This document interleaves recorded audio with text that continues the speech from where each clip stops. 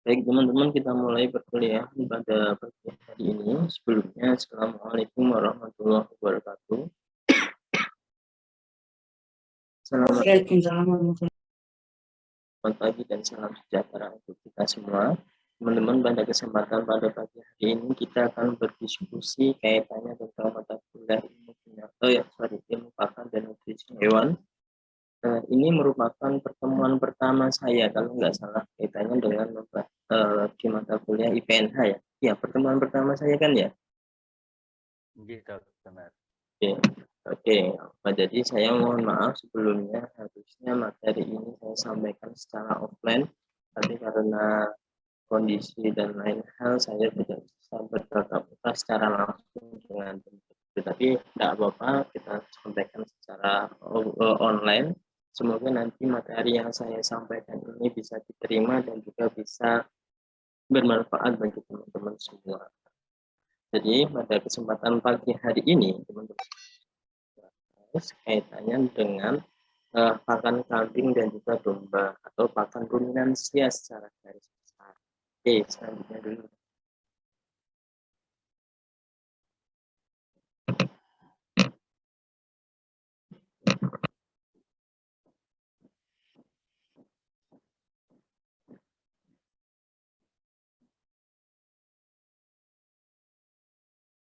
Oke, kalau kita lihat secara garis besar, teman-teman, dalam mekanisme suatu peternakan, suatu perusahaan peternakan, memang ada beberapa hal yang harus kita perhatikan. Dari sisi pemilihan bibitnya, kita harus mencari genetik yang kualitas genetik bagus. Kemudian kita juga harus pertimbangkan faktor fenotipnya. Kemudian terlepas dari itu, mekanisme pemeliharaan itu juga sangat penting. Nah, ada beberapa manajemen yang harus kita perhatikan, terutama dalam aspek pemeliharaannya. Yang pertama, kalau nanti teman-teman itu mau bikin suatu peternakan, pastikan dulu bahwa yang pertama, kandangnya itu bagaimana. Desain kandang itu juga akan sangat mempengaruhi nanti ke depannya suatu peternakan itu berjalan. Ada kandang yang sifatnya itu head to head, ada kandang yang sifatnya itu tail, ada kandang yang sifatnya itu individu, ada kandang yang sifatnya itu koloni. Tergantung target dari suatu peternakan itu sendiri mau gimana. Kalau mau untuk memproduksi atau membreeding, yang dipelihara itu betina-betina, biasanya kandangnya itu memakai kandang yang sifatnya itu tail to tail. Kenapa? Karena nanti kalau peternak jalan di tengah-tengahnya itu sambil bisa mengontrol organ reproduksinya. Oh, sambil jalan, oh ini birahi, harus saya kawinkan. Karena apa? Kalau nanti arahnya breeding, berarti keberhasilannya itu dari sisi perkawinannya itu, keberhasilan perkawinan itu semakin nanti sering jadi, berarti nanti akan semakin berhasil suatu peternakan itu. Nanti kalau semua yang dijantan biasanya penggemukan nanti arahnya yang head to head gitu, yang kepala dengan kepala. Kenapa kok demikian, Dok? Karena yang head to head tadi, karena faktornya itu faktor penggemukan, itu nanti bisa kita kontrol. Kira-kira sapi ini makannya itu bagaimana? Makannya, palatabilitasnya bagaimana? Makannya senang atau enggak di hari ini? Makannya habis atau enggak? Kondisi dari wajahnya si sapi itu memperlihatkan sekarang kondisinya bagaimana.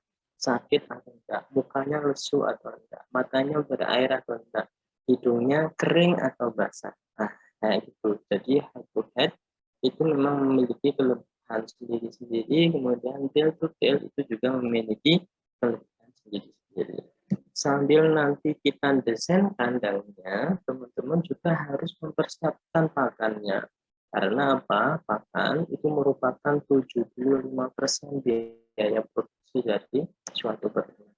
Jadi biaya yang paling mahal itu ya pakannya kambing atau pakannya ternak ruminansia itu gitu. Jadi semakin kita nanti bisa mengkreativitaskan kita untuk mencetak pakan sendiri secara mandiri, berarti nanti kita bisa memangkas biaya produksi dari sisi peternakan kita.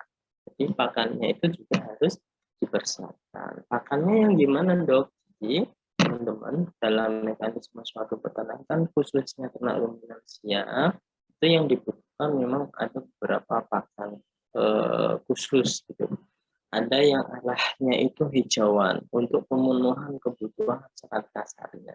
Tapi di dalam hijauan itu juga ada beberapa nutrisi, bahkan hijauan itu juga ada yang nutrisi sumber protein, sumber energinya juga tinggi-tinggi.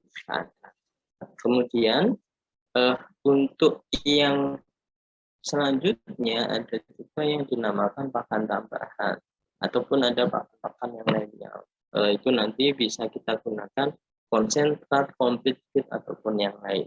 Jadi terutama yang arahnya pakan hijauan itu juga harus kita perhatikan karena itu nanti akan membutuhkan lahan yang sangat luas. Nah, nanti bagaimana kita mengkreativitaskan ide kita untuk mencetak itu pakan hijauan itu yang perlu kita kembangkan. Kalau beberapa teman yang ada di Banyuwangi sekarang untuk ternaknya nggak pakai pakan hijauan, tuh, tapi menggunakan pakan kangkung kering. Jadi hijauan kangkung itu dikeringkan sama beliau-beliaunya, kemudian disimpan. Nah, dulu kan teman-teman sudah dapat mata kuliah tentang mekanisme penyimpanan pakan. Ada yang namanya silase, kemudian ada yang namanya fermentasi, ada yang namanya amoniaksi. Nah, ada juga yang namanya hai, gitu kan ya. Nah, kangkung kering itu masuk ke dalam yang arahnya hai. Jadi kangkung itu yang basah itu kemudian sama beliau-beliaunya itu dicoper, dipotong kecil, kemudian dikeringkan atau biasanya dikeringkan dulu baru dicoper gitu. Nah, itu nanti bisa dimanfaatkan sebagai sumber hijauan yang sudah diawetkan. Nah, jadi ada dua opsi untuk pakan ini, yaitu sumber hijauan dan juga sumber pakan tambahan, biasanya menggunakan konsentrat. Kemudian dilihat dari feednya.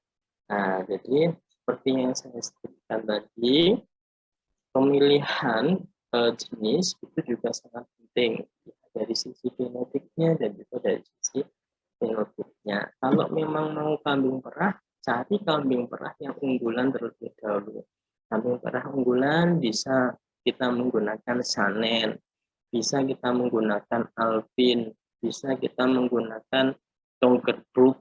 Nah, itu juga bisa.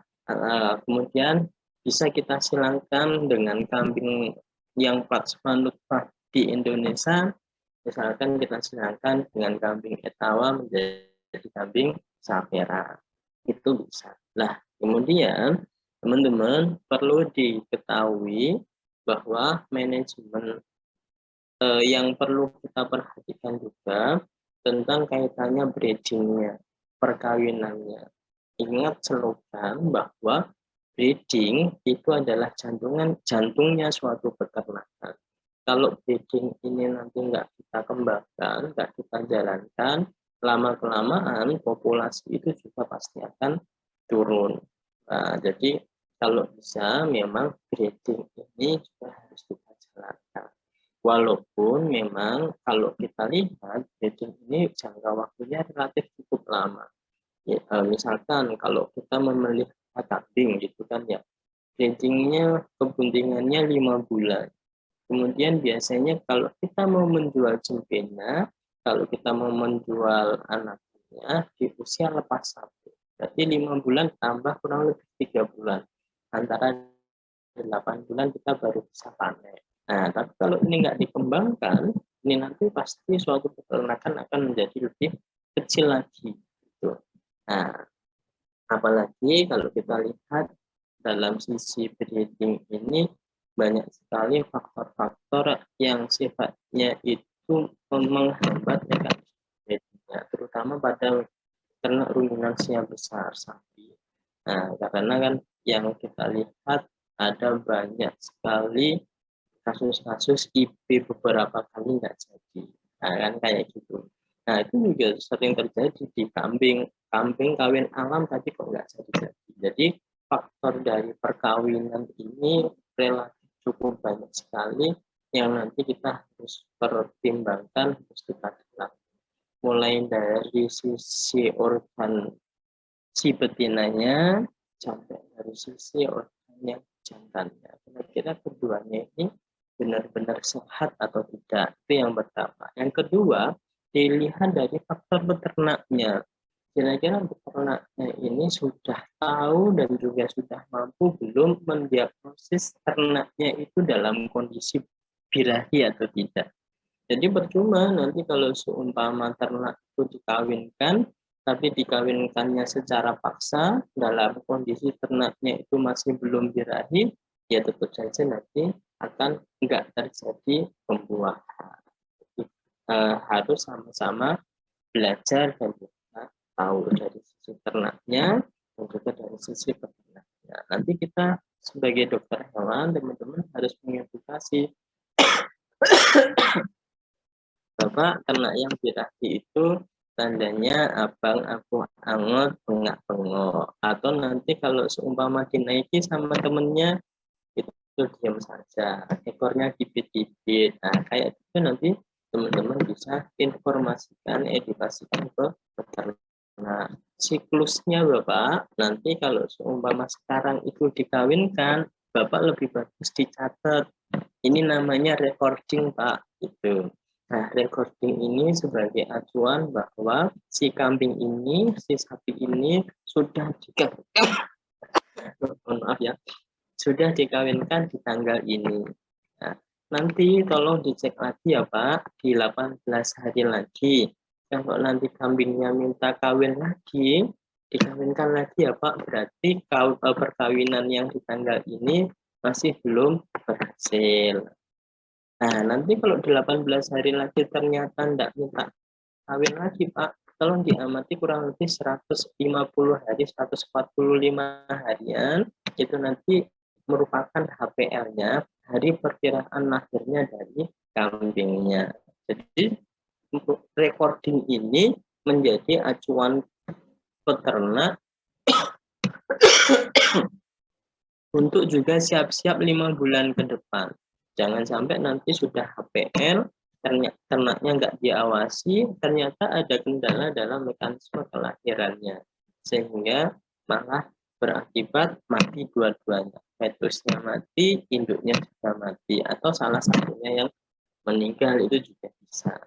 Nah, kemudian selain, jadi fungsinya recording, itu sebenarnya cukup banyak sekali. Gitu. Fungsinya recording itu sebagai acuan jadi tidak jadinya, kemudian HPL-nya, dan juga treatment-nya. Treatment waktu kebuntingan.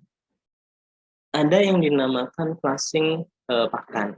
Jadi flushing pakan itu kita berikan pakan dengan nutrisi yang bagus. Biasanya proteinnya itu yang kita gunakan itu 20%. Nah, kita berikan waktu di usia kebuntingan akhir.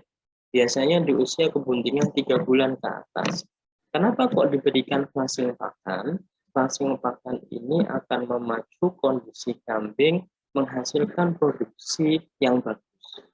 Jadi kalau kita flushing pakan, kita lakukan di usia 3 bulan ke atas, misalkan di kambing, itu nanti susunya itu akan cukup bagus produksinya. Akan lebih banyak daripada kita nggak lakukan flushing pakan. Loh, kenapa dok kok harus di 3 bulan terakhir, kok nggak mendingan dari awal aja, gitu kan ya. Nanti kan kalau dari awal flushing pakannya ya susunya kan tambah bagus, gitu kan, tambah banyak. Hati-hati, karena flushing pakan itu nanti juga bisa berakibat ke arah distrofia, kesusahan melahirkan karena fetusnya terlalu besar. Jadi kenapa kok dipilih di usia 3 bulan terakhir, untuk kita seimbangkan antara fetus yang biar nggak terlalu besar, tapi produksinya juga bisa maksimal. Itu ya. Nah, kemudian dilihat dari sisi perkawinannya, breedingnya, kemudian dilihat dari kelahirannya. Kemarin di beberapa waktu yang lalu saya menjelaskan bahwa ada loh yang dinamakan fase involusio uteri, di mana uteri itu perlu perbaikan. Uterus itu perlu perbaikan yang nanti bisa menerima sperma lagi, menerima pembuahan lagi. Gitu ya. Kurang lebihnya antara 40 sampai 60 hari. Jadi misalkan kalau ada indukan yang sekarang ini melahirkan, kemudian indukan itu kurang lebih 1 minggu itu nanti akan bersih-bersih, nifasnya bersih-bersih, kemudian dibiarkan dulu sampai kurang lebih 40 sampai 60 hari baru bisa dikawinkan. Nah, karena apa? Sebagai mekanisme uterus itu memperbaiki sel-selnya untuk mampu dijadikan tempat pembuahan atau mampu menempelkan hasil pembuahan. Tuh, kemudian juga yang tidak kalah penting, manajemen yang harus kita perhatikan yaitu dari sisi kesehatannya. Jadi teman-teman berarti juga harus kita perhatikan kesehatan dari ternak kita dari sisi aspek pakannya, kemudian pakannya itu nanti juga perlu ditambahkan beberapa pakan feed suplemennya. Kemudian juga perlu mungkin kita berikan tambahan-tambahan nutrisi kesehatan yang dari luar. Nah, teman-teman harus tahu, itu kan ya dari sisi kesehatannya, kalau kita mengandalkan obat-obatan, misalkan antibiotik atau antiinflamasi, kemudian juga antipiretik, kan ya. Nah, teman-teman harus tahu selain itu juga ada obat-obat yang sifatnya itu mendorong kesuksesan obat itu. Gitu. Yang diberikan apa biasanya dok? Vitamin gitu. Jadi vitamin itu kan ada banyak, ada beberapa vitamin A, D, E, kemudian B1, B kompleks dan lain-lain. Teman-teman harus tahu fungsi-fungsinya. Kira-kira kalau seumpama si sapi saya ini dok ambruk ya dok, ketika saya cek gusinya, capillary refill time-nya itu kok warnanya itu pucat ya dok. Nah, arahnya mungkin ke anemia dok. Kalau anemia saya berikan vitamin apa ya? Nah, itu teman-teman harus tahu. Gitu. Kalau anemia mendingan nanti dikasih B12 saja karena B12 nanti arahnya. Nah, kayak gitu itu perlu teman-teman dalami. Nah, kemudian ada preparat itu yang namanya Vitol dok. Itu kandungannya apa ya dok? Kandungannya itu vitamin ADE. Nah, vitamin ADE fungsinya buat apa? Nah, itu teman-teman juga harus kira-kira vitamin A buat apa, vitamin D buat apa, vitamin E buat apa. Maksud saya apa? Kenapa kok saya sarankan teman-teman tahu fungsi-fungsi dari vitamin itu? Nanti barangkali di praktek, teman-teman kemudian ada pasien akan lebih bagus jika pengobatan-pengobatan misalkan teman-teman menggunakan preparat antibiotik atau antiinflamasi atau antipiretik sebagai atau antibiotik sebagai penekanan kausatifnya. Misalkan kalau bakteri dikasih antibiotik akan lebih bagus lagi supaya si ternak itu cepat sehatnya, cepat pulihnya. Kalau nanti kita juga tambahkan yang sifatnya nutrisi vitamin, injeksi-injeksi vitamin tadi, gitu ya. Jadi nanti dikombinasikan. Oke, selanjutnya.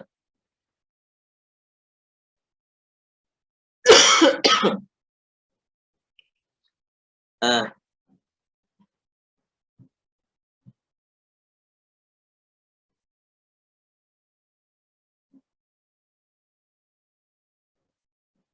ini teman-teman merupakan salah satu gambaran spesifik dari sistem pencernaan ternak ruminansia. Sangat beda kalau kita bicara gambaran di ternak unggas ataupun ternak kuda, di kuda ataupun di unggas. Jadi teman-teman, di ternak ruminansia itu memang ada beberapa mekanisme yang terjadi. Mekanisme secara mekanik, kemudian mekanisme secara enzimatis dan juga mekanisme secara fermentatif. Nah, mulai dari mulut itu di ternak ruminansia itu sudah terjadi mekanisme mekanik dan juga enzimatis. Makanya mungkin beberapa waktu yang lalu juga sudah sempat saya singgung, kira-kira bahan pakan yang bagus atau konsentrat yang bagus itu bentuknya comboran atau kering. Kemarin jawabannya apa? Jawabannya kering. Karena apa? Pakan yang kering itu memacu ternak ruminansia untuk mengeluarkan saliva lebih banyak. Gitu. Nah, di dalam sel saliva itu ada enzim-enzim yang bekerja untuk memaksimalkan penyerapan nutrisi dalam saluran pencernaan. Nah, hebatnya lagi, rumitnya lagi, di dalam sistem pencernaan kambing dan domba ini, di dalam rumen itu ada mekanisme fermentasinya. Ada pencernaan secara mikrobiologinya, mikrobanya gitu. Kalau di ayam kira-kira ada enggak?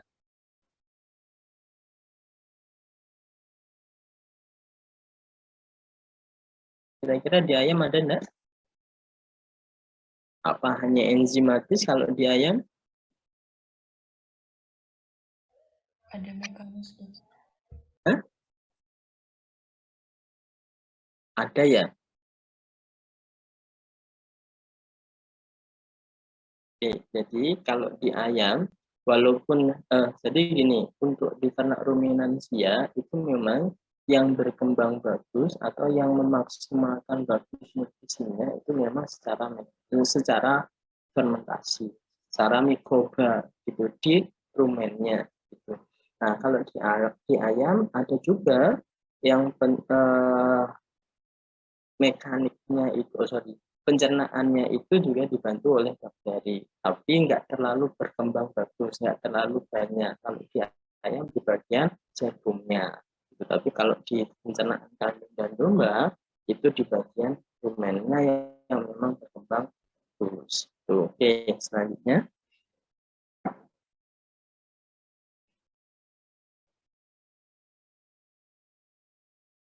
Uh, Oke, sebelumnya dulu deh. Sebelumnya balik lagi dulu coba. Oke, nah tadi teman-teman kalau kita lihat ada rumen, ada retikulum, ada omasum, ada abomasum.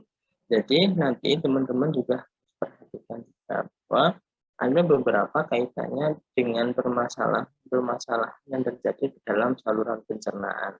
Kalau di rumen biasanya ada indikasi timpani.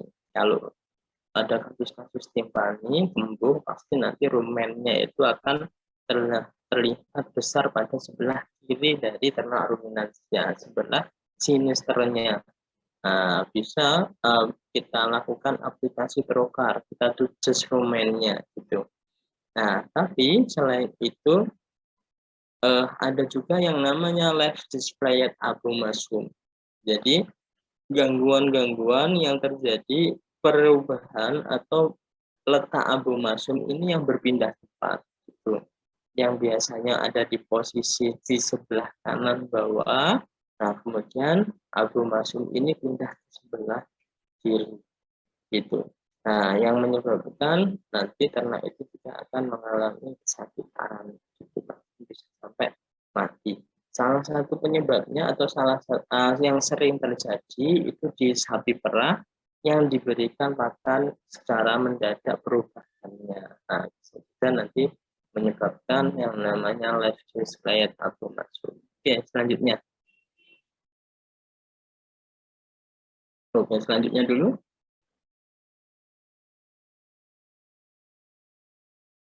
Oke, jadi pakan itu nanti ketika si ternak itu mengkonsumsi pakan, itu yang pertama digunakan untuk kehidupan pokoknya, untuk dia beraktivitas, untuk menunjang kira-kira organ-organnya itu bekerja. Nah, selain itu, pakan nanti juga digunakan untuk kebutuhan produksinya. Jadi, teman-teman akan sangat mungkin teman-teman lihat di lapangan itu misalkan si ternak yang kurus gitu, sapi yang kurus, tapi ternyata susunya kalau diperah itu menghasilkan banyak banget produksinya. Kambing yang kurus ternyata kalau diperah susunya bisa dapat 3 liter atau 2,5 liter gitu. Jadi karena memang yang digunakan pakan itu digunakan untuk hidup pokoknya dan juga produksinya. Kadang-kadang gitu. Jadi nanti teman-teman juga harus lihat, dikorelasikan antara pertumbuhan berat badannya atau berat badannya terhadap produksinya. Memang rata-rata kalau di sapi perah ataupun di kambing perah yang genetiknya itu bagus, yang bisa menghasilkan produksi susu yang tinggi, itu justru sapi perahnya ini atau kambing perahnya ini kurus-kurus. BCS-nya BCS yang standar gitu kan ya, tapi ternyata produksinya juga lumayan cukup melimpah. Nah, tapi kalau yang arahnya nanti digunakan untuk penggemukan, kok ternyata kita sudah beri nutrisi yang bagus, tapi kok fenotipnya, performan morfologisnya itu nggak maksimal, kok masih kurus-kurus, kita perlu curiga adanya kelainan-kelainan atau adanya penyakit yang menyertai dari ternak tersebut. Mungkin manajemen kesehatannya masih berjalan dan kurang begitu bagus. Jadi teman-teman, memang ada beberapa SOP, standar operasional prosedur yang harus dilakukan di setiap mekanisme peternakan. Sapi perah ataupun kambing perah, SOP-nya beda dengan kambing pedaging atau kambing penggemukan, peternakan kambing penggemukan. Di peternakan kambing penggemukan, itu teman-teman, mekanisme pemeliharaannya itu hanya kurang lebih 3 bulan sampai 4 bulan.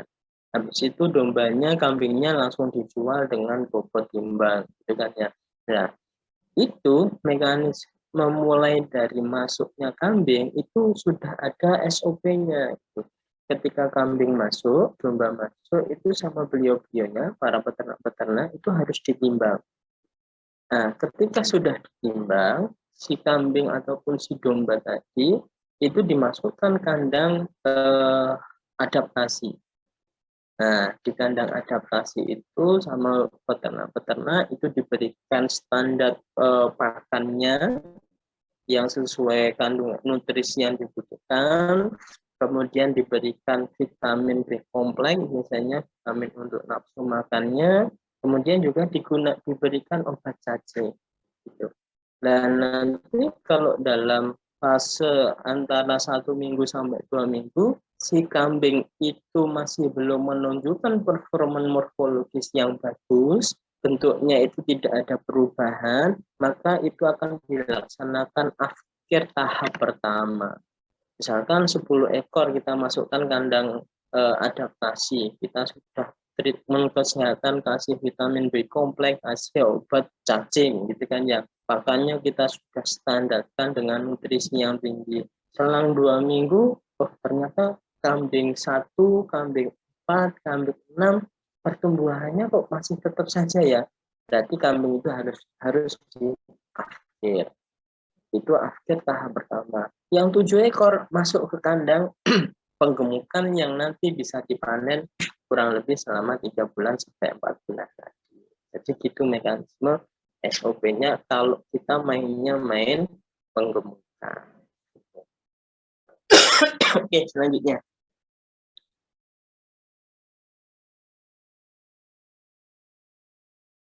Oke, nah teman-teman, dalam bahan pakan kambing dan juga domba itu memang dibagi menjadi 2 seperti yang saya sebutkan tadi. Ada hijauan, kemudian ada pakan tambahannya biasanya menggunakan konsentrat gitu. Atau hijauan dan juga konsentrat dijadikan satu namanya complete feed.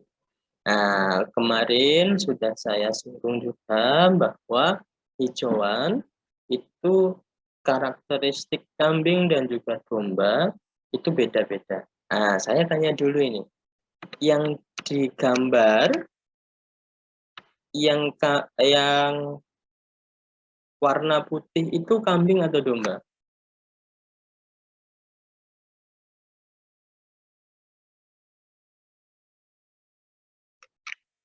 Kambing dong. Kalau yang kanan Domba. domba. Domba. Kalau kambing itu kambing apa? Sanen dok. Masa sanen?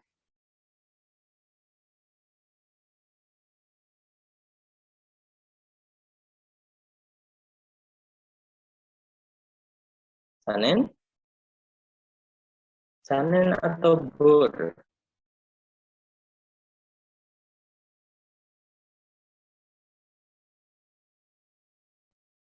Ayo.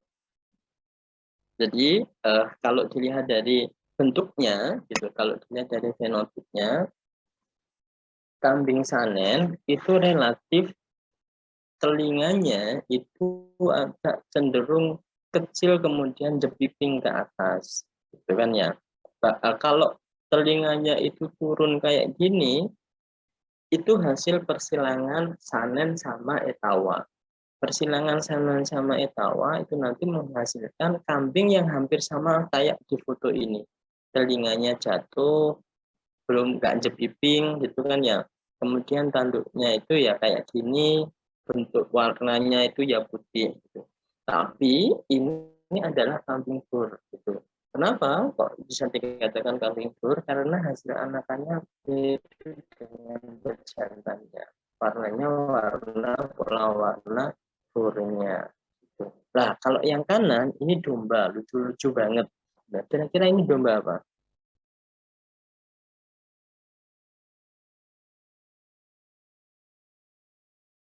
Ada yang tahu? Domba ekor gemuk, sulfok, texel, atau apa?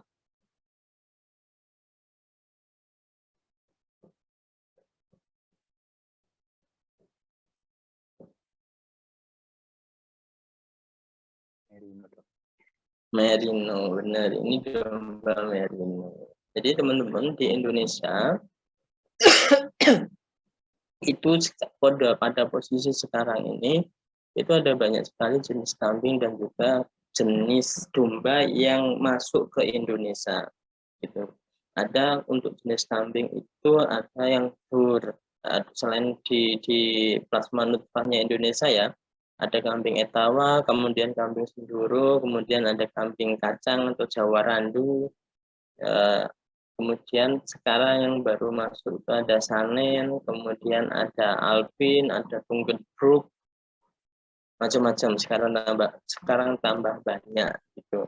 Kemudian ada dombanya domba merino, texel, ekor gemuk dan lain-lain. Bahkan kemarin itu kasus PMK ada informasi yang menyebutkan bahwa ada transaksi ilegal yang mendatangkan kambing itu dari Thailand. Nah, sementara Thailand itu kan masih belum bebas PMK, sehingga PMK-nya kebawa ke Indonesia.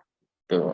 Nah, kemudian teman-teman untuk hijauannya atau karakteristiknya memang karakteristik domba dan juga kambing itu beda. Kalau kambing itu biasanya makannya itu leguminosa, kemudian untuk domba biasanya memang makannya itu rumput-rumputan. Kemarin juga sudah kita singgung bahwa untuk leguminosa bisa menggunakan indigo vera, kemudian bisa menggunakan kaliandra, bisa menggunakan clerisidi atau residi atau gamal, bisa menggunakan lamtaro atau sengon. Nah, cuma perlu diperhatikan biasanya ada beberapa hijauan leguminosa itu yang harus dikeringkan supaya tidak menimbulkan kekembungan. Nah, kalau di hijauan untuk dombanya bisa menggunakan rumput-rumputan setaria, odot, pakcong, ataupun gajah yang nanti bisa dicoper terlebih dahulu. Oke, selanjutnya.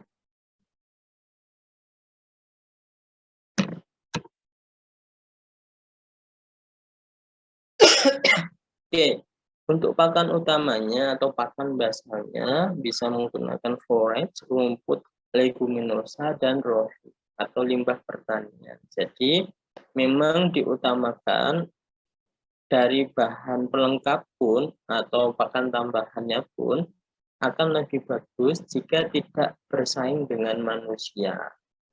Biar nggak bersaing gimana?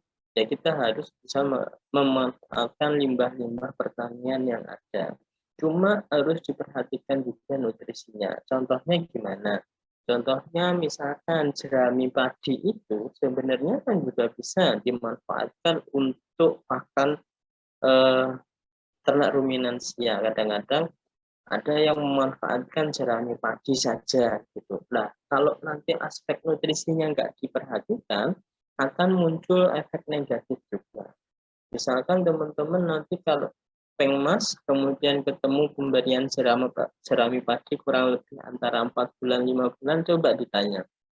Kira-kira mekanisme kawinnya, IB-nya itu sudah berapa kali? Ada yang bisa sampai 4 kali, bisa sampai 5 kali. Setelah kita tanya, pakannya hanya menggunakan jerami padi loh mas. Nah, kemudian setelah kita rektal, benar si ovariumnya itu mengalami pengecilan, terjadi hipofungsi ovarium. Nah, karena asupan nutrisinya berkurang, sehingga ovariumnya itu nggak bisa bekerja maksimal untuk mencetak sel telur. Nah, itu juga sangat sering terjadi. Jadi, walaupun kita menggunakan limbah, tapi juga harus kita perhatikan aspek dari nutrisinya. Jangan sampai nanti limbah itu bisa menimbulkan efek negatif dari ternak tersebut, terutama dari sisi aspek perkawinannya, breedingnya. Gitu. Untuk pakan basal seperti rumput leguminosa itu merupakan pakan utamanya, kemudian proporsi dalam kalsium itu memang relatif cukup banyak. Biasanya ada perhitungannya itu ada yang menggunakan 10% dari berat badannya. Tapi memang lebih bagus perhitungan-perhitungan itu kalau nanti kita lihat berat badannya. Nah, kemudian selain ada pakan basalnya, teman-teman juga ada pakan pelengkap atau biasanya kita sebut konsentrat yang merupakan pakan tambahan pakan tambahan kandungan nutrien yang serat kasarnya itu di bawah 18%. Kemudian TDN-nya, total digestive nutrition-nya, nutrisi yang nanti akan terserap itu harus lebih dari 60%. Nah, biasanya konsentrat ini memang terkenal dengan protein keringnya yang relatif tinggi. Dulu pernah saya singgung bahwa yang untuk ternak penggemukan itu menggunakan protein 14-16%, kemudian untuk yang perah menggunakan protein 16-18%. Tapi harus kita perhatikan bahwa untuk konsentrat ini serat kasarnya itu di bawah dari 18%. Oke, selanjutnya.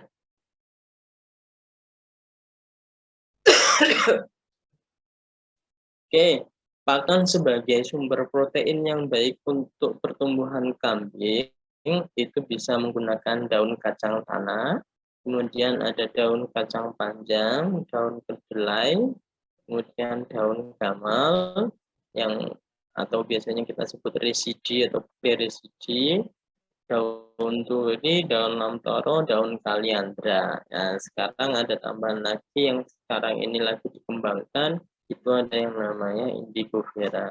Nah, bahkan kemarin itu sempat beberapa waktu yang lalu saya diajak rapat itu untuk dicarikan lahan beberapa hektar di lereng-lereng gunung yang ada di Banyuwangi, kemudian mau ditanami indigo vera. Nah, kemudian indigo vera itu bisa didesain seperti teh, kebun teh gitu. Nanti kita yang panen itu yang panen yang akan kita panen itu yang bagian atas-atasnya saja, bagian pucuk-pucuknya saja, seperti memanen teh itu. Kemudian indigo vera ini nanti kita keringkan, kemudian kita haluskan menjadi serbuk. Nah, kalau sudah demikian, bisa indigo vera itu juga dijadikan sebagai bahan konsentrat yang nanti sebagai tambahan sumber nutrisi protein dan juga sumber nutrisi serat kasarnya. Jadi bisa diolah menjadi komplit. Gitu. Oke, selanjutnya.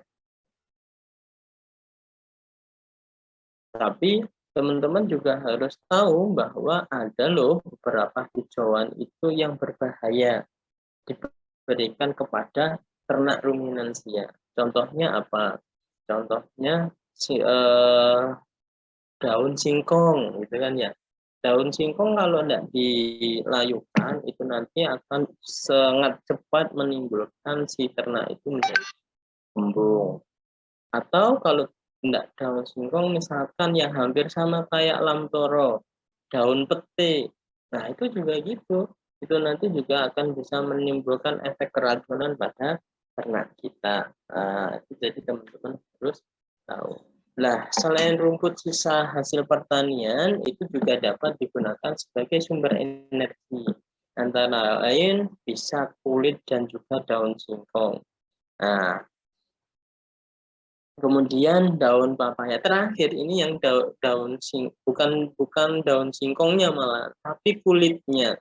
Terakhir mungkin minggu yang lalu kalau nggak salah, minggu yang lalu itu ada teman yang memberikan pakannya itu kulit singkongnya gitu. Jadi singkongnya dimakan orangnya, kulitnya itu langsung diberikan ke ternaknya gitu. Nah, itu langsung si ternaknya itu kembung, kemudian satu kandang itu lele semua, terus yang nggak selamat cuma satu, tapi yang dipotong satu ekor gitu. Jadi mungkin ada beberapa treatment, misalkan harus dilayukan terlebih dahulu. Kemudian bisa kita gunakan daun pepaya. Kemudian juga bisa kita berikan pucuk tebu. Jadi pucuk tebu ini namanya lupa saya, itu ada namanya sendiri, itu juga bisa dimanfaatkan sebagai rumput sisa hasil pertanian yang dijadikan sumber energi. Cuma teman-teman juga harus tahu beberapa limbah ini ternyata juga memiliki efek-efek tertentu seperti tadi daun singkong yang efeknya kembung ataupun keracunan. Nah, pucuk tebu ini ternyata ada yang mengatakan bahwa estrogennya itu terlalu tinggi gitu. Kemudian juga bisa menggunakan kangkung. Ini yang sekarang saya gunakan. Jadi kangkung ini kita keringkan, kemudian kita chopper menjadi kecil-kecil. Kemudian juga bisa menggunakan daun jagung dan juga jerami padi yang memang sudah sering digunakan oleh para peternak. Oke, selanjutnya. Nah, kemudian fungsinya apa sebenarnya hijauan itu? Yang pertama memang difungsikan untuk mempertahankan kondisi rumen. Gitu. Jadi serat kasar itu sangat penting mempertahankan kondisi rumennya. Kadang-kadang kalau nggak diimbangi dengan serat kasar yang ada di hijauan, itu nanti pasti kotorannya itu akan beda bentuknya. Yang biasanya itu nerintil di ternak ruminansinya kecil, itu nanti jadi ngepong, atau biasanya kita sebut atau yang paling sering terjadi kasus-kasus diare. Jadi mekanisme perubahan pakan itu juga harus kita perhatikan. Barangkali ada kasus diare, ada kasus mencret yang penyebabnya itu karena perubahan pakan secara mendadak gitu. Kalau nanti itu terjadi, itu nanti kita harus kembalikan pola makannya seperti yang dahulu. Nah, kemudian kita rubah pola makannya itu perlahan demi perlahan, adaptasi terlebih dahulu. Maka dari itu, nanti teman-teman di semester 5 itu akan diajari bagaimana mekanisme diagnosa klinik, gitu. Pendiagnosisan penyebab kausatifnya dari suatu penyakit. Nah, ada di sana yang namanya anamnesa, gitu. Di mana kita sebagai dokter hewan itu nanya secara detail penyebab terjadinya pasien kita itu kok seperti ini, kita tanya secara detail ke klien kita.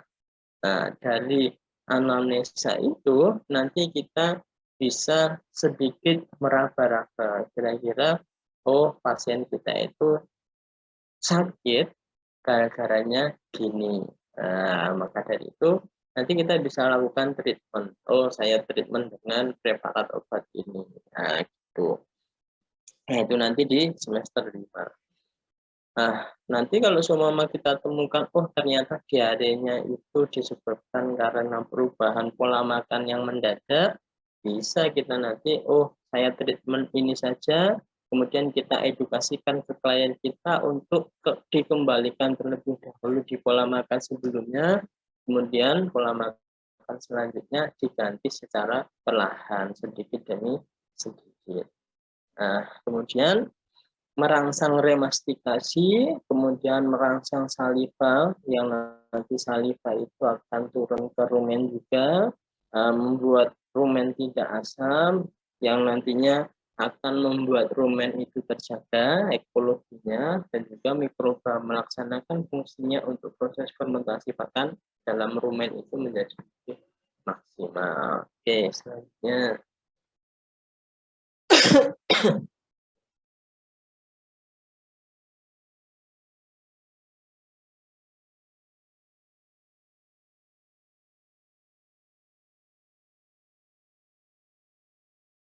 Nah, kemudian jumlah pemberian pakan untuk kebutuhan protein pada ruminansia untuk domba dan kambing itu 9-16% dalam bahan kering. Kebutuhan bahan kering domba dan kambing itu 4-5% berat badannya. Jadi dari bahan keringnya gitu ya. Oke, selanjutnya.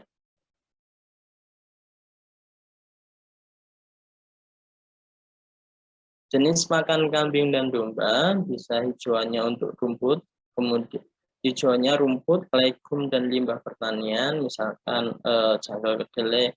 Ini sekarang yang kita manfaatkan teman-teman itu janggalnya jagung. Jadi jagung itu misalkan panen gitu, hijauannya itu kan bisa kita manfaatkan untuk pakan, gitu kan ya. Kemudian jagung itu sebelum dibakar itu kan dibuang dulu kelobotnya. Kelobotnya itu juga bisa dibuat untuk pakan ternak. Jagungnya kita makan gitu kan ya. Nah, kemudian kan tinggal janggelnya gitu kan ya. Janggelnya itu yang panjang kemudian keras itu. Nah, itu juga bisa kita seleb, kita haluskan, juga bisa kita berikan ke ternak gitu. Nah, tapi kondisinya harus kering. Kalau tidak kering, biasanya muncul jamur. Kemarin jungle itu kita seleb, kemudian agak kurang kering kemarin. Saya membuat complete feed dengan jungle itu, termasuk indigo veranya. Kemudian kesalahan saya kemarin kondisinya itu belum terlalu kering, sehingga kondisinya itu selang beberapa hari, minggu, itu muncul jamur. Walaupun palatabilitasnya bagus, tapi efek muncul jamurnya itu kurang begitu bagus. Nah, kemudian untuk pakan konsentrat bisa menggunakan sumber energi dan juga protein. Nah, untuk kambing itu memang cenderung relatif senangnya itu leguminosa, daun-daunan. Kalau untuk domba bisa menggunakan rumput. Oke, selanjutnya.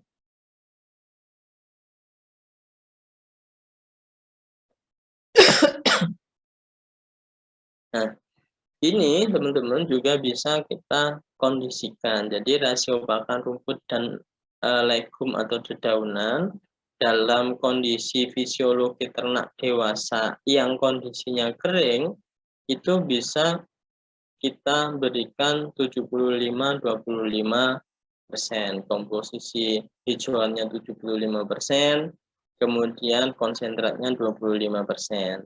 Untuk yang bunting 60-40. Nah, 60% hijauan, 40% konsentrat. Untuk yang menyusui 50%, 50%. Untuk yang anak lepas sapi itu 60-40. Oke, selanjutnya. Nah, untuk konsentrat memang difungsikan untuk menutupi kekurangan gizi dari hijauan. Jadi sebenarnya konsentrat yang bagus itu gimana? Atau pakan yang bagus itu gimana? Pakan yang jenisnya itu banyak. Termasuk konsentrat. Semakin banyak jenis bahan pakan yang dipakai, itu semakin bagus. Karena setiap bahannya itu menutupi kekurangan bahan-bahan yang lainnya. Nah, kemudian konsentrat itu juga digunakan sebagai sumber energi dan juga sumber protein. Maka dari itu biasanya yang didukung itu sumber energi dan juga proteinnya. Nah, cuma yang jadi kendala sekarang ini memang harganya mahal. Jadi kalau kita lihat teman-teman, harga konsentrat itu berkisar di antara 160-170-an untuk yang ternak penggemukan, terus ada yang 250-an untuk yang ternak perah. Nah, sekarang kondisinya segitu. Nah, nanti kalau kebutuhannya itu biasanya per ekornya membutuhkan 1 kilo, nah berarti per harinya peternak itu mengeluarkan kurang lebih 4.000 sekian, 4.250-an itu untuk per ekor kambing yang berproduksi. Nah, nanti tinggal mengkalikan, misalkan biaya pakannya konsentratnya 4.000, kan ya, hijauannya 1.000, jadinya 500. Produksi susunya itu misalkan 2 liter. 1 liternya harganya 15.000, kalau 2 liter harganya 30.000. Berarti 30.000 dikurangi 6.000 untuk biaya pakannya. Untuk biaya pegawainya berarti mungkin tambah 1.000 gitu kan ya. Berarti 7.000. Jadi bersihnya peternak itu kurang lebih dapatnya 22-23.000. Kurang lebihnya kayak gitu gambarannya. Kemudian dibuat atau diformulasikan dari beberapa bahan pakan asal hewan atau tumbuhan. Jadi teman-teman kalau mau membuat konsentrat itu kita harus punya formulasinya terlebih dahulu. Kita pilih bahan-bahannya dulu, bahan-bahan makannya dulu. Memang disarankan untuk bahan pakan itu bahan pakan yang aman. Yang pertama itu. Kemudian bahan pakan yang ketersediaannya untuk keberlanjutannya itu mudah. Mending bahan-bahan pakan itu dicarikan di limbah-limbah yang ada di sekitar peternaknya, sehingga keberlanjutannya itu bisa terjamin. Kalau saya kemarin agak kurang terjamin karena saya mengandalkan CGF yang harus mendatangkan, kemudian indigo vera itu juga harus mendatangkan, kemudian ada tepung kacang hijau, limbah kacang hijau yang itu semua juga harus mendatangkan. Sumber rata-rata untuk di daerah di Banyuwangi memang sumber proteinnya yang agak sedikit kesusahan, dan itu harganya relatif cukup mahal-mahal. Kecuali CGF yang lumayan agak murah kemarin. Kemudian kalau bisa memang untuk bahan-bahan pakan itu yang dipilih itu tidak bersaing dengan manusia. Misalkan tadi jagung, nah kita jangan ambil jagungnya, tapi kita ambil limbahnya, sama-sama sebagai sumber karbohidrat. Nah, kemudian Ada juga bisa menggunakan limbah dari gandum. Contohnya yaitu polar. Jadi kita ambil limbahnya sehingga tidak bersaing dengan manusia. Dapat digunakan limbah dari pabrik atau hasil samping pertanian. Gandum, polar, ampok jagung itu bisa kita jadikan sebagai bahan pakan yang nanti kita gunakan untuk konsentrat. Oke, selanjutnya. Nah, jadi teman-teman harus tahu dulu. Jadi sebagai sumber nutrisi itu bisa dikategorikan tiga sebenarnya. Sumber energi, kemudian sumber protein, dan juga serat dasar. Itu ya. Tapi sekarang kita konsentrasikan di sumber energi dan juga sumber proteinnya. Untuk sumber energi atau sumber karbohidrat, itu bisa menggunakan polar, bisa menggunakan dedak, bisa menggunakan gamblong ataupun gaplek. Tuh. Nah, termasuk tadi yang ampok jagung tadi itu juga bisa kita gunakan sebagai sumber energi atau sumber karbohidrat. Kemudian kita juga harus memilih sumber protein. Bisa dari bungkil kelapa, bungkil biji kapuk, bungkil kedelai, tepung ikan, ampas tahu tadi saya menggunakan CGF. Kemudian tepung kacang hijau, tepung limbah kacang hijau, ada juga yang saya gunakan yaitu tepung kedelai. Gitu. Nah, tapi dalam mekanisme pemilihan bahan pakan itu teman-teman harus tahu karakteristik dari ternak yang mau kita berikan konsentratnya. Contohnya seperti apa, Dok? Contohnya, misalkan kalau teman-teman itu memberikan pakan atau mau bikin pakan konsentrat untuk ternak ruminansia, karena habitnya ternak ruminansia itu adalah herbivora, pemakan tumbuh-tumbuhan, yang kita pilih sebaiknya juga yang sifatnya itu tumbuh-tumbuhan. Gitu. Jadi jangan sampai kita memberikan sumber protein yang dari sumber protein hewani. Jadi milihnya sumber proteinnya yang nabati. Ada sumber protein misalkan kita menggunakan tepung ikan, proteinnya tinggi banget gitu. Bahkan kalau semua kita pakai itu nanti konsentratnya akan sedikit lebih murah dapatnya gitu. Tapi ketika kita aplikasikan ke ternak ruminansia dalam jangka waktu tertentu, ada dua literasi. Bahkan ini saya mengikuti perdebatan yang sengit waktu seminar gitu. Jadi ada literasi dari ahli nutrisi itu yang menyatakan tidak apa-apa diberikan sumber protein hewani asalkan sumbernya protein hewaninya itu kondisinya sehat. Tuh. Tapi ada literasi yang satunya memang benar-benar tidak boleh. Tuh. Karena yang pertama itu sudah habitnya jangan kayak gitu kan, nggak ada yang kayak gitu. Nah, kalau saya gimana? Kalau saya memilih untuk tidak memberikan sumber protein hewani ke ternak ruminansia. Karena apa? Ternyata ada literasi lain yang mendukung bahwa kalau kita berikan sumber protein hewani secara terus-menerus, misalkan ke ternak ruminansia itu kita berikan tepung ikan terus-menerus, itu nanti akan merusak saluran pencernaannya. Jadi saluran pencernaannya itu perlahan akan erosi, kemudian akan terjadi perlukaan. Nah, itu ada sumber atau literasi yang menyebutkan demikian.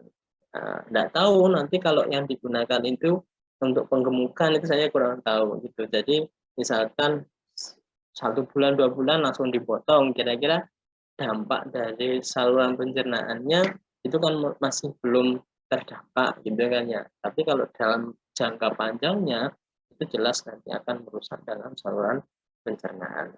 Jadi besok kalau teman-teman mau menggunakan pakan untuk ternak ruminansia, pilih bahan pakan yang sifatnya itu bahan pakan nabati.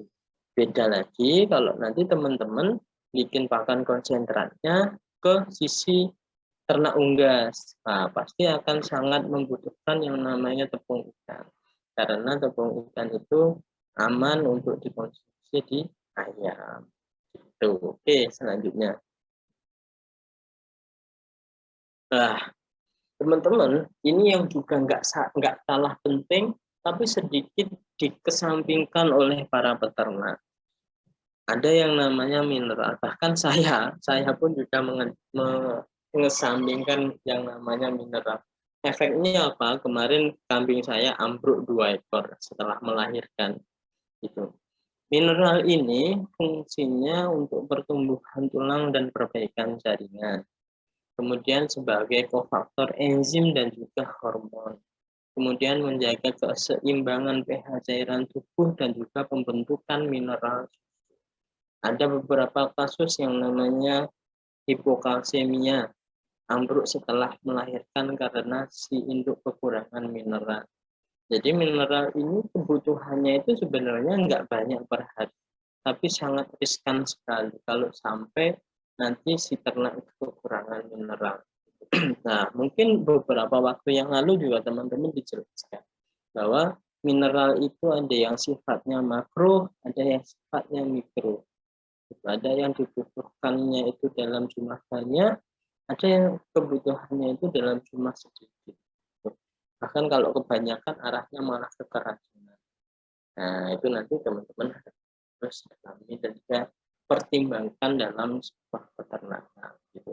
Bahkan nah, efeknya itu juga sangat luar biasa. Jadi kemarin terus di kandang itu kambingnya ada yang ambruk ada 2 karena hipokalsemia, kurangan kalsium, salah satu mineral yang sangat dibutuhkan untuk ternak. Nah, apalagi kalau nanti kita mainnya itu di dairy farm, di kambing-kambing perah ataupun di sapi perah yang produksi susunya itu relatif tinggi-tinggi. Jadi harus sangat ditunjang dengan adanya pemberian mineral. Oke, selanjutnya.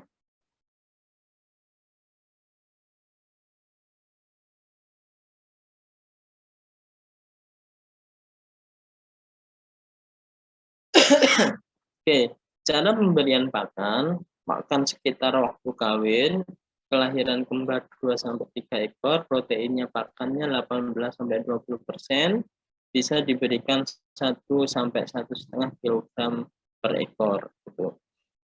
Kemudian pakan kambing domba yang bunting tidak boleh berlebihan, overfeed itu, terutama pada induk-induk muda yang nantinya bisa menyebabkan fetus itu besar sehingga terjadi distokia yang mengakibatkan si ternak itu susah dalam melahirkan. Bisa menggunakan rumput legum 60 banding 40. Kemudian konsentratnya itu proteinnya lebih diturunkan, yang awalnya 18-20 kita turunkan 14-16. Jadi menggunakan protein yang sifatnya itu penggemukan. Kan ya, diberikan 0,5-1 kg per hari.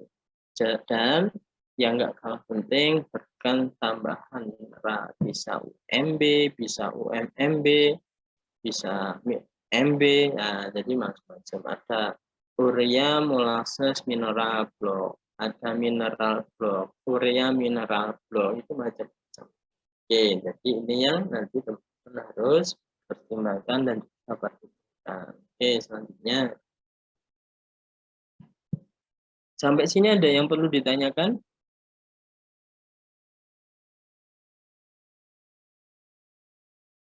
Belum ada? Nggak usah ya, nggak usah tanya. Nggak apa-apa. Pakan induk menyusui, proteinnya bisa menggunakan 14-16%, rumput legumnya 50-50, yang penting nanti juga ditambahkan mineral blok. Jadi sifatnya mineral blok itu tersedia terus-menerus, karena memang mineral blok itu kan super keras, itu kan ya teman-teman. Jadi mineral blok itu bisa digantungkan di kandangnya, kemudian si ternak itu menjilat-jilat. Nah, jadi yang dijilat itu bukan kandangnya, tapi mineral. Ya, kadang-kadang mungkin dalam suatu teman-teman jalan-jalan ada kambing yang jilat-jilati kandangnya, ada sapi yang jilat-jilati palongannya gitu, tempat makannya. Itu karena dia ngasin, cari mineral. Gitu. Kalau kita sudah sediakan mineral blok, pasti nanti yang dijilat itu ya mineral bloknya. Akan lebih bagus lagi memang kalau tersedia mineral blok, sehingga yang dijilat mineral bloknya. Nah, kemudian pakan penggemukannya umur 12 sampai 18 bulan digunakan kandang individu, kemudian protein pakan 14 sampai 16%. Nah, ini yang saya tekankan bahwa tadi saya menyebutkan bahwa ada mekanisme breeding, pengembangbiakan, ada mekanisme dairy farm, diambil susunya.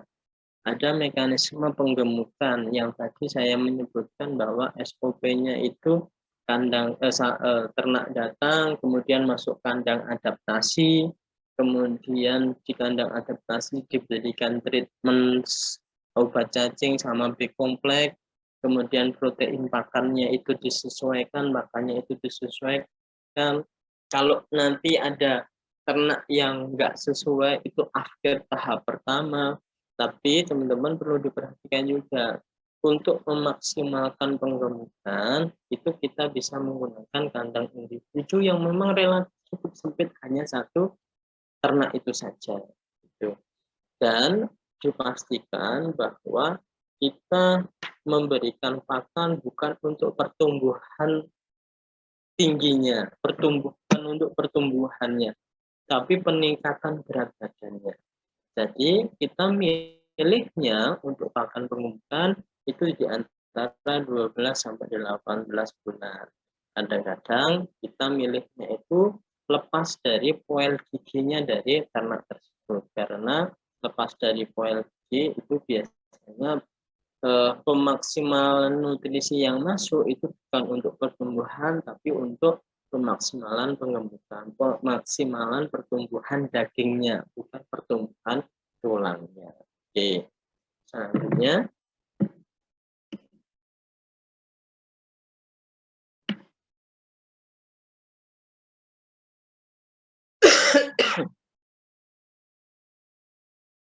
Oke, kemudian pakan tambahan berguna untuk memenuhi kebutuhan mineral dan meningkatkan nafsu makan. Sumber pakan tambahan berupa campuran mineral atau mineral mix dari garam dapur dan juga kapur. Oke, kalau teman-teman jalan-jalan ke toko peternakan, beli mineral gitu kan ya. Nanti ada yang namanya mineral mix, kemudian ada yang namanya premix. Gitu. Jadi teman-teman, ternyata mineral mix dan juga premix itu kandungannya berbeda. Kalau mineral mix itu merupakan beberapa kandungan mineral yang dibutuhkan ternak itu secara makro, kebutuhannya itu tinggi. Tapi ada kebutuhan sedikit yang memang harus dicukupi oleh ternak gitu. Nah, untuk yang kebutuhan sedikit itu terkandung dalam premixnya. Jadi beda antara premix dan juga mineral mix. Sama-sama mineralnya, semua itu sama-sama mineralnya. Tapi yang membedakan untuk yang premix itu kebutuhannya mikro, untuk yang mineral mix itu kebutuhannya makro. Nah, itu. Kemudian pakan tambahan lain yang bermanfaat untuk menutupi kekurangan zat gizi yang terdapat pada hijauan antara lain UMB dan juga UMMB. Nah, nah, ini tadi yang seperti yang saya sebutkan bahwa UMB ataupun UMMB, urea molasses block atau urea mineral block, urea mineral molasses block itu digantungkan di kandang. Biasanya kalau peternak itu nyebutnya permen ternak karena pengaplikasiannya itu dijilat. Oke, selanjutnya. Nah, dalam mekanisme penyusunan ransum itu memang ada tahapan-tahapannya. Yang pertama kita harus menyiapkan tabel kebutuhan zat nutriennya. Kemudian kita menyiapkan tabel komposisi atau kandungan nutrien bahan pakannya. Kemudian kita formulasikan ransumnya, kita susun formulanya itu yang bagus gimana, yang sesuai dengan kebutuhannya gimana, kemudian kita campur bahan pakannya. Oke, selanjutnya. Nah, nanti teman-teman bisa menggunakan metode coba-coba, kemudian bujur sangkar, kemudian atau bujur sangkar ini biasanya kita sebut juga person square, kemudian menggunakan persamaan juga bisa, yang enak memang menggunakan linear programming. Ini, nah, itu. Nah, memang nanti untuk metode-metode ini ada beberapa kelebihan dan juga kekurangannya. Contohnya, misalkan yang namanya metode coba-coba. Metode coba-coba itu kita bisa menggunakan bahan pakan yang jumlahnya itu banyak banget. Bisa 5, bisa 6, itu enggak apa-apa, yang namanya coba-coba. Tapi kita juga harus nyoba-nyoba ngepaskan jumlahnya gitu. Kira-kira jumlah sekian ini saya bisa menghasilkan protein 18% atau enggak ya. Nah, kemudian yang harus saya lebihi, yang harus saya kurangi yang mana ya, sehingga protein saya itu 18%. Nah, itu namanya coba-coba.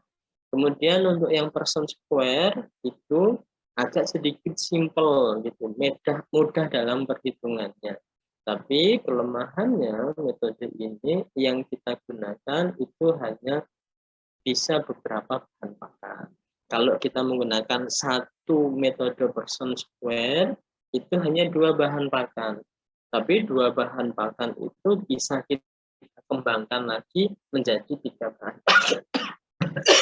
menjadi 3 bahan pakan. Kemudian untuk yang metode persamaan itu dulu waktu teman-teman SMP atau SMA kayak yang matematikanya bagus itu pasti nanti bisa. Oke. Selanjutnya,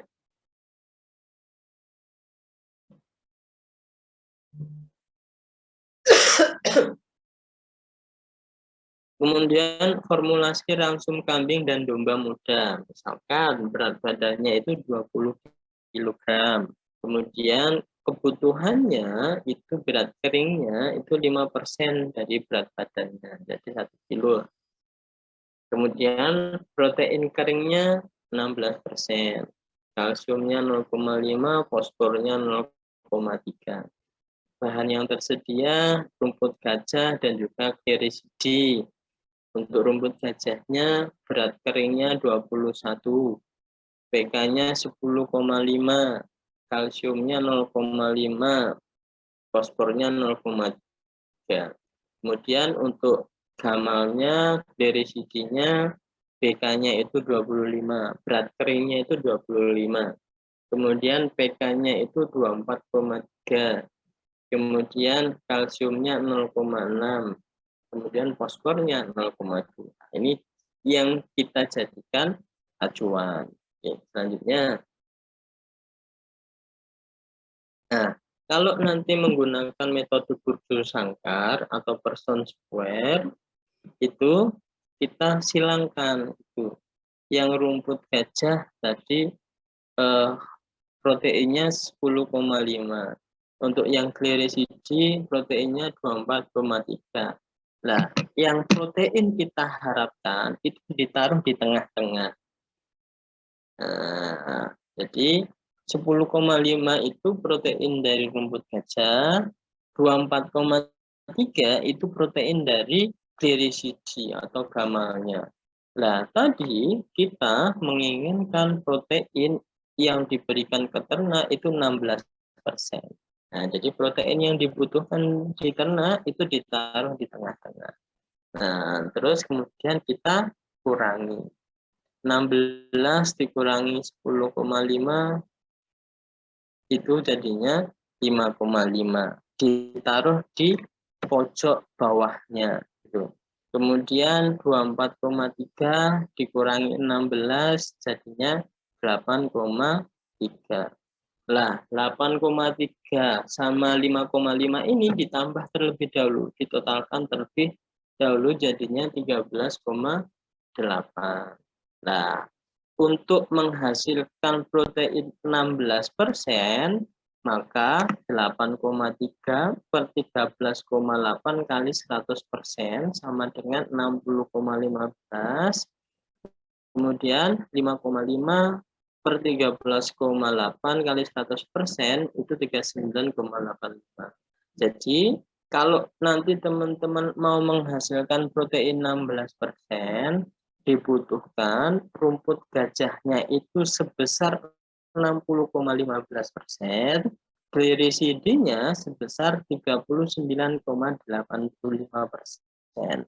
Jadi kalau teman-teman sudah punya rumput gajahnya itu 60,15%, dicampurkan dengan glirisidi 39,85%, itu nanti ketemu protein dari dua bahan itu menjadi 16%.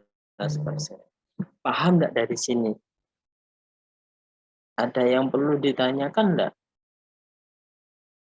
Kalau masih bingung, ditanyakan saja, karena ini besok pasti ada yang keluar di UAS untuk menghitung bahan pakan kayak gini. Itu ya, tapi enggak apa-apa kalau enggak. Ya alhamdulillah kalau paham, nanti bisa dicoba di rumah masing-masing di kosan ya, cara menghitung bahan pakan. Karena UAS-nya besok kalau nggak salah juga ada yang hitung-hitungan kayak gitu. Oke, selanjutnya.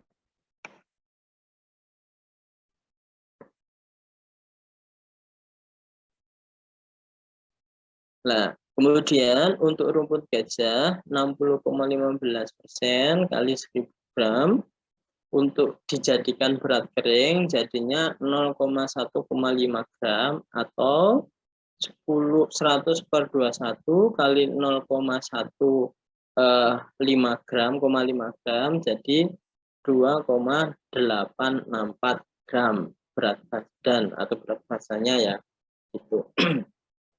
Kemudian untuk glirisidinnya kalau dijadikan berat kering itu menjadi 398,5 gram.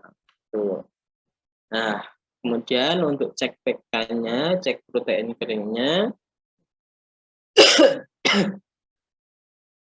Protein kering dari rumput gajahnya yang tadi di awal tadi itu 10,5 per 100 kali berat keringnya 0,1,5 gram sama dengan 63,16. Untuk PK dari glirisidinnya 24,3 ini protein di awalnya per 100 kali 398,5 kebutuhan berat keringnya sama dengan 96,84%. Kalau ditambah 63 sama 96 itu totalnya 160 atau 16%. Nah, ini semoga teman-teman juga paham. Harusnya memang ini saya jelaskan sambil kita tulis di papan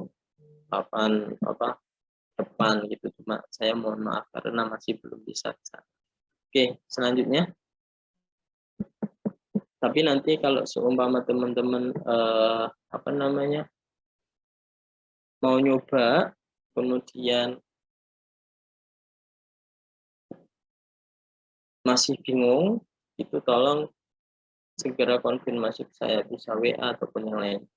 Nah, sekarang ini nanti teman-teman pelajari sendiri, saya mau ngasih tugas. Tuh, tolong dicatat.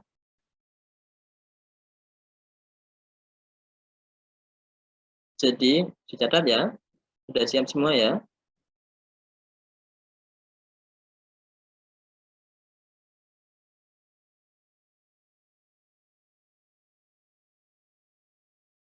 Ini ditutup dulu, enggak apa-apa sudah.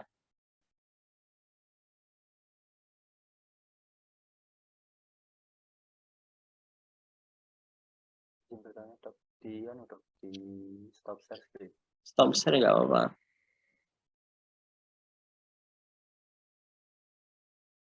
Oke, teman-teman, saya mau ngasih tugas. Tolong nanti dikirimkan di email saya. Saya tunggu maksimal malam ya.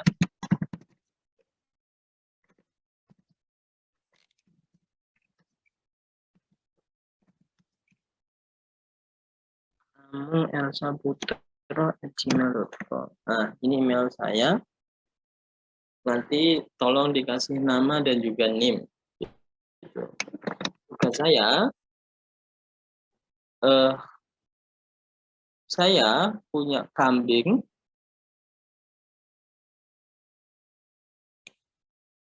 dengan berat badan rata-rata 50 kg.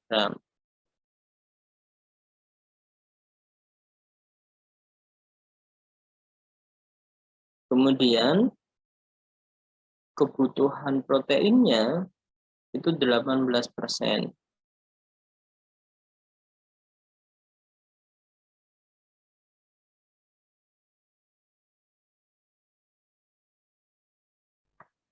Oke. Kemudian ada kebutuhan protein yang 20%.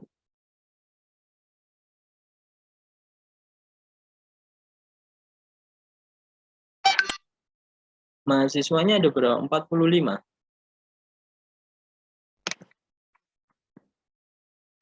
48, dokter. 48 ya. Oke.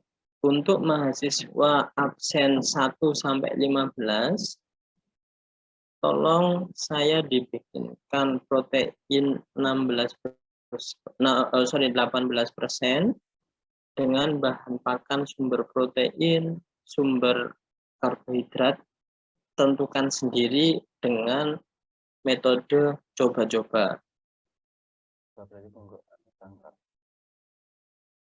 Ya, jadi yang 1 sampai 15 itu menggunakan metode coba-coba. Kebutuhan sumber proteinnya teman-teman tentukan, kebutuhan karbohidratnya teman-teman bahan pakannya tentukan sendiri. Tapi menggunakan metode coba-coba dengan kebutuhan protein 18%. Oke, itu yang kelompok 1 sampai 15. Kemudian kelompok 2 yang 16 sampai absen 30. Saya membutuhkan konsentrat dengan protein 20% yang kebutuhannya itu ditambahkan sumber protein, teman-teman pilihkan sendiri, sumber karbohidrat teman-teman pilihkan sendiri, tapi juga saya minta tolong untuk ditambahkan sumber serat dasarnya. Oke, jadi ada 3 yang harus ditambahkan dalam konsentrat itu. Protein yang dibutuhkan 20%. Menggunakan metode coba-coba juga. Oke, yang 31 sampai 48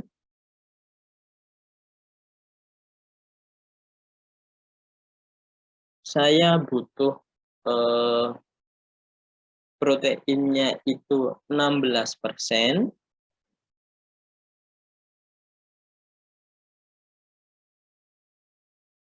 Dengan metode coba-coba juga.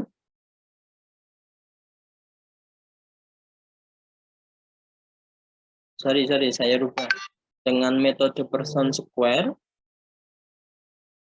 Kemudian kebutuhannya, bahan pakannya, untuk sumber karbohidratnya itu menggunakan ampok jagung.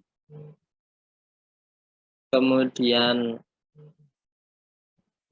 polar, kemudian dedak, kemudian gamblong. 4 bahan sumber karbohidrat itu teman-teman tentukan sendiri nutrisinya. Cari di Google, kemudian karbohidratnya berapa, proteinnya berapa dari bahan itu. Kemudian untuk sumber proteinnya menggunakan CGF, kemudian tepung kedelai, kemudian tepung kacang hijau. Teman-teman cari untuk tepung CGF, tepung kedelai, sama tepung kacang hijau. Bahan-bahan itu bisa teman-teman pilih. Jadi nggak semuanya dipakai, tapi dipilih salah satunya juga boleh.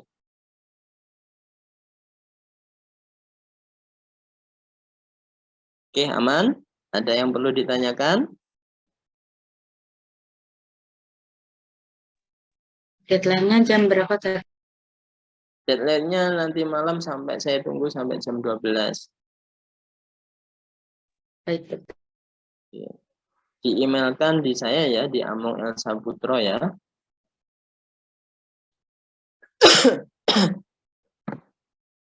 Oke, itu nanti teman-teman bisa lihat PPT-nya kalau masih belum paham.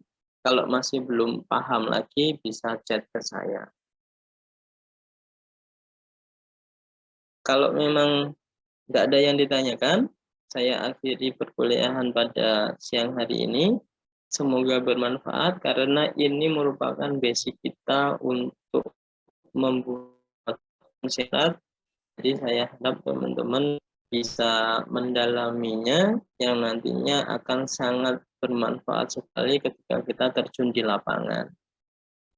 Jadi nanti ada mekanisme pengembangan itu dalam pembuatan konsentrat itu, misalkan perlu ditambahkan mycotoxin binders. Mycotoxin binders itu suatu bahan yang nantinya bisa menghambat mekanisme pertumbuhan jamur pada konsentrat. Jadi salah satu lemah dari konsentrat itu kenapa kok konsentrat itu harus yang masuk pertama itu yang keluar pertama, karena mungkin efek kelembapan dari suatu ruangannya sehingga memunculkan jamur di dalam konsentrat tersebut. Nah, jamur ini ternyata akan juga berefek sangat luar biasa terhadap pertumbuhan kesehatan dari ternak yang mengkonsumsi konsentrat itu. Salah satu contohnya dulu waktu saya ngambil yang tesis itu ada jamur yang dimunculkan dari jagung, namanya zearalenone. Zearalenone ini jika berkembang terus-menerus kemudian dikonsumsi oleh ternak, ternyata mengganggu sistem reproduksinya. Salah satunya mengganggu dari sifat hormonalnya, kemudian juga mengganggu pertumbuhan dari organ reproduksi. Jadi mungkin dan sangat mungkin misalkan kasus-kasus silase gitu kan ya. Silase itu kalau semua nggak jadi bagus, apalagi bahannya tepung jagung dan ada jagungnya, sehingga muncul jamur. Ada kendala-kendala, misalkan saya pakani silase kok gogrok ya dok, kok abortus ya dok, ya mungkin juga efek karena pertumbuhan jamur tadi. Yang salah satunya zearalenone yang mengganggu sifat hormonalnya sehingga induknya itu mengabortuskan anaknya. Nah, untuk menjaga itu di konsentrat perlu kita tambahkan mycotoxin binders. Nah, itu pengembangan dari pembuatan konsentrat yang nanti teman-teman bisa kembangkan sendiri. Kurang lebihnya itu teman-teman yang bisa saya sampaikan pada pagi hari ini. Semoga bermanfaat, semoga menambah wawasan teman-teman semua. Saya mohon maaf sekali masih belum bisa bertatap muka. Semoga teman-teman sehat-sehat semua, keluarga kita sehat-sehat semua, dan juga dilindungi oleh Tuhan Yang Maha Esa. Akhir kata, Assalamualaikum warahmatullahi wabarakatuh. Waalaikumsalam warahmatullahi wabarakatuh. Terima kasih. Terima kasih dokter. Matur nuwun, dokter. Sama-sama. Terima kasih dokter. Terima kasih dokter. Sama-sama.